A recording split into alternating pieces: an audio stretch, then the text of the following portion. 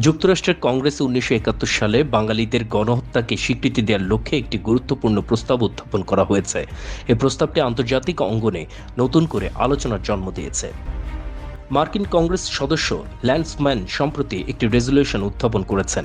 এই প্রস্তাবে ১৯৭১ সালে পাকিস্তানি বাহিনী ও তাদের সহযোগীদের দ্বারা সংগঠিত নৃশংসতাকে গণহত্যা হিসেবে স্বীকৃতি দেওয়ার আহ্বান জানানো হয়েছে।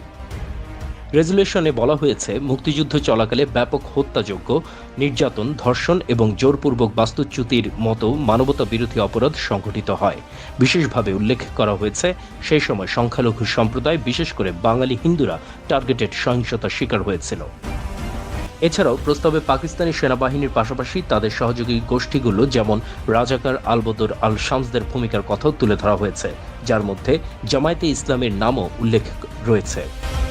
বিশ্লেষকরা বলছেন, এই রেজলিউশন পাশ হলে ১৯৭১ সালের গণহত্যার আন্তর্জাতিক স্বীকৃতি এবং দায়বদ্ধতা নিশ্চিত করার পথে এটি একটি গুরুত্বপূর্ণ পদক্ষেপ হয়ে উঠতে পারে।